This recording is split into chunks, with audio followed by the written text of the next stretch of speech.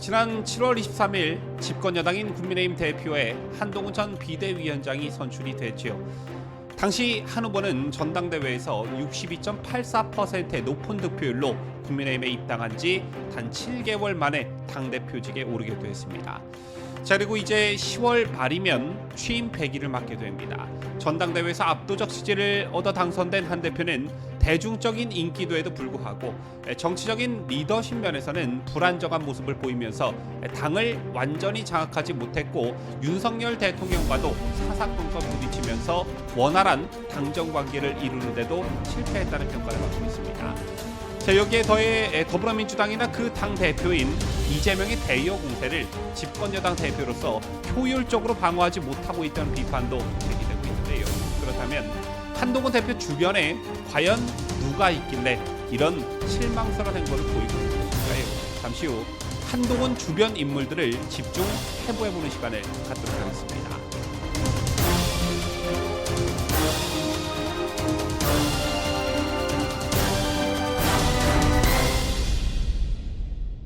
시청자 여러분 안녕하십니까? 뉴스데일리 베스트 민앵커입니다. 지난 7월 실시된 전당대회에서 62.84%의 지지를 받고 당선된 한동훈 대표, 어느덧 이번 달 말이면 취임 100일을 맞습니다. 집권여당의 대표가 취임 100일을 맞으면서 이제 곧 언론에서는 이런저런 평가들이 나오게 될 텐데요. 중요한 것은 언론의 평가가 아닌 당원과 보수파 국민들의 평가가 중요할 것입니다. 자, 보통 집권여당의 대표라고 하면 몇 가지 역할과 책임이 있습니다. 책무가 있습니다. 대표적으로 당연히 당대표니까 당을 잘 이끌어야 하고 대통령과 정부의 국정 운영을 뒷받침해줘야 하는 역할과 책무를 지닙니다. 또한 여야가 강하게 대립하는 경우에는 효율적인 당 차원의 공격과 방어를 해야 하는 그런 책임도 있다, 이렇게 볼 수 있겠는데요. 자, 이런 점에서 여러분께서는 국민의힘 한동훈 대표에게 몇 점을 주실 수 있겠습니까? 개인적으로 저는 후한 점수는 못 줄 것 같고 거의 낙제점에 가깝다, 이렇게 생각합니다. 자, 아마 전당대회에서 한동훈 대표에게 표를 주신 분들은 한동훈 당시 후보가 대표가 되면 윤석열 대통령과 잘 호흡하면서 국정 운영을 잘 뒷받침해줘라, 그리고 무기력한 당을 좀 쇄신해달라, 그리고 192석의 거대 야권의 폭주에 당당히 맞서 싸워달라, 이런 마음에서 한 대표에게 표를 주셨을 겁니다. 자, 그런데 이런 기대에 한 대표가 잘 부응하고 있나라는 점에서 봤을 때 저는 아니라고 생각합니다. 자, 그리고 또 한 가지 궁금해지는 부분이 더 있죠. 언론에서 주로 친한계 하는데, 자, 이들은 대체 누구냐? 한동훈 대표 주변에 누가 있길래 이상한 방향으로 당이 가고 있는 거냐? 이런 말씀하시는 분들 정말 많이 계십니다. 자, 오늘 월간조선 인터넷판을 보면 권세진 기자가 집중해부 한동훈의 사람들이란 제목으로 한동훈 주변인들을 면밀히 분석하는 기사를 실었습니다. 자, 이른바 한동훈의 사람들을 총망라하고 이들의 역할이 무엇인지, 또 한동훈과의 신뢰관계는 어떤지 등을 아주 잘 분석해 놓았던데요. 그 내용을 여러분들께 전달해 드립니다. 자, 먼저 지금 보시는 게 이른바 친한계를 구분해 놓은 표입니다. 주요 당직자, 현역 의원, 대변인단, 참모진, 그리고 당 외부, 이렇게 구분을 해 놓았는데요. 자, 일단 주요 당직자를 보면 한 대표는 취임 직후 임명 가능한 당 고위직 대부분을 친한동훈계로 구성했습니다. 먼저 당내 최고 의결기구인 최고위원회의 구성원 9명 중 과반인 5명이 친한계로 분류되고 있죠. 나머지 4명, 추경호 원내대표와 김민전, 김재원, 이뇨한 최고위원은 아시다시피 친윤계입니다. 한동훈은 7.23 전당대회 당시 이른바 팀 한동훈이라면서 박정훈, 장동혁, 진종호, 한동훈으로 최고의 과반을 누렸지만 박정훈 후보의 탈락으로 전원 당선의 꿈을 이루지 못했고 과반을 차지하지 못할 위기에 놓였었지만 당연직 최고위원이면서 임기가 많이 남아있던 친윤계 정점식 정책위의장을 김상훈 의원으로 교체하고 임명직 최고위원회 김종혁 고양병 당협위원장을 임명하면서 과반을 친한계로 채우는데 성공했습니다. 자, 그리고 한동훈은 취임 후 핵심 당직에도 친한계를 대거 등용했습니다. 사무총장의 재선 서범수 의원을 임명한 데 이어 부총장 2명을 강성 친한계로 채웠는데 경성 캠프 총괄이었던 신지호 전 의원을 전략기획 부총장에, 그리고 한 대표가 직접 영입한 한국교원단체 총연합회, 이를 줄여 교총회장 출신 초선의 정성국 의원을 조직 부총장에 임명했습니다.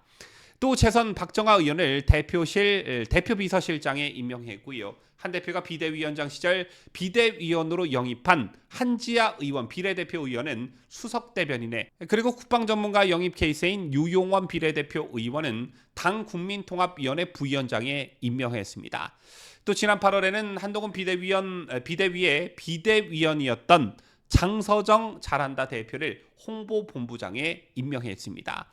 이 중에서도 특히 한 대표가 신뢰하는 인물은 김종혁 최고위원과 서범수 사무총장, 그리고 박정아 비서실장이 대표적이라는 평가가 지배적입니다. 여기에 더해 당 실무 조직에도 친한계를 대거 등용했는데, 한 대표는 지난달 당대표 직속기구인 전략기획본부를 만들고 친한계 인사들을 참여시켰습니다. 전략기획본부는 각종 이슈에 대한 당 차원의 전략을 마련한다는 취지로 한 대표가 최고위 의결 없이 대표 직권으로 만든 기구인데, 본부장은 신지호 부총장이 맡고 있고 부본부장은 박상수 대변인, 그리고 류재화 세종갑 당협위원장, 강태욱 변호사, 송영훈 대변인, 신주호 상금 부대변이 합류했습니다. 아시다시피 이들이 현재 각종 라디오나 시사 프로그램에 출연하면서 한동훈의 스피커 역할을 톡톡히 하고 있죠. 자, 그리고 당의 싱크탱크인 여의도연구원 부원장에도 친한계를 3명씩이나 임명했습니다. 초선 김소희, 우재준 의원과 이명박 정부 출신인 재승환 전 청와대 총무이 비서관이 부원장으로 임명받았습니다. 이 정도면 일단 주요 당직을 친한계가 장악했다, 이렇게 볼 수 있겠는데요. 다만 현역 의원이라는 측면에서 봤을 때 그 숫자는 미미한 편입니다. 자, 어제 나름의 세과시를 한다면서 친한계 번개 모임을 했는데 20명 남짓한 숫자가 모였다고 하지요. 어쨌든 지금 보시는 현역 의원들이 친한계로 분류가 되는데, 현재 원내 친한계로는 지난 10월 6일 한 대표가 주최한 만찬에 참석한 현역 의원 20명 중 김재섭 의원을 제외한 19명이 꼽힙니다. 자, 이들 19명은 전당대회 당시 한동훈 후보 캠프에 보좌진을 파견해 한 대표를 도우면서 단체 메시지방을 통해 교류했던 그런 멤버들입니다. 자, 그게 초선그룹과 재선그룹으로 구분이 되는데, 특히 초선그룹은 한 대표가 22대 총선 직전 인재 영입했거나 비대위로 영입한 인물들입니다. 고동진, 김건, 김상욱, 김소희, 김위상, 박정훈, 유용원, 정성국, 주진우, 진종호, 한지아 의원이 이에 해당하고요. 김건, 김소희, 유용원, 한지아 의원은 비례대표입니다. 특히나 국민의힘의 텃밭이라고 할 수 있는 곳에 공천을 받은 의원에 좀 주목할 필요가 있겠는데, 고동진, 서울 강남병, 그리고 김상욱, 울산 남구갑, 박정훈, 서울 송파갑, 우재준, 대구 북구갑, 주진우, 부산 해운대갑, 정성국, 부산 진갑 의원은 국민의힘의 텃밭인 서울 강남과 영남 지역에서 공천을 받았습니다.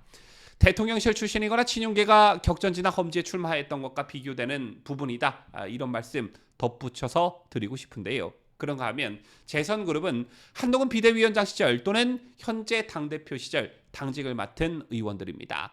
김예지, 김영동, 서범수, 박정아, 배현진, 장동혁 의원이 있는데, 특히 현재 서범수 의원은 사무총장을, 박정아 의원은 대표 비서실장을 맡아 한 대표와 매우 긴밀한 관계를 유지하며 신뢰를 얻고 있는 것으로 알려졌습니다.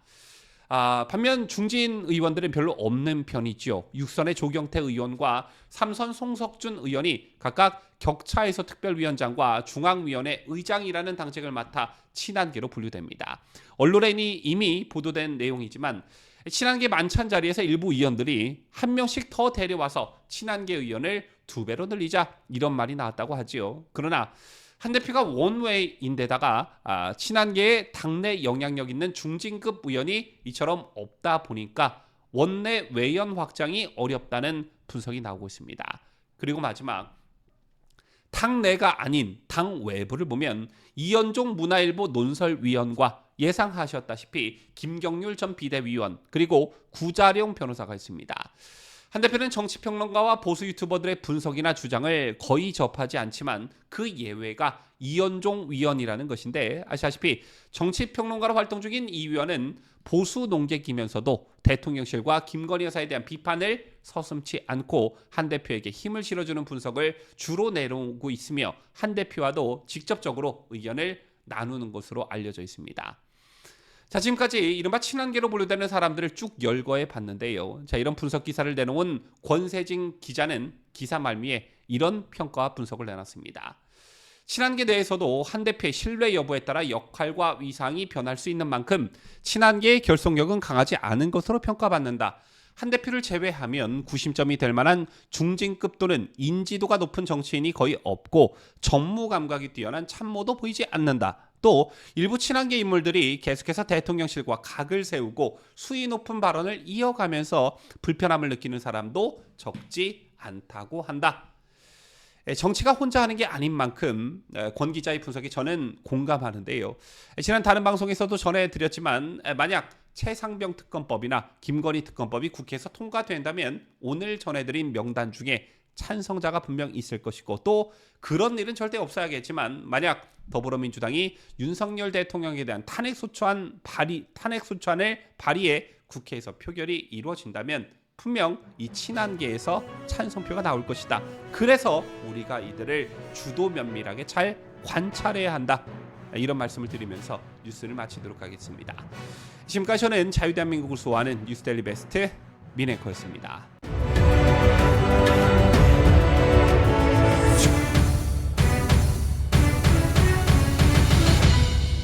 함께해요. 뉴스데일리 베스트.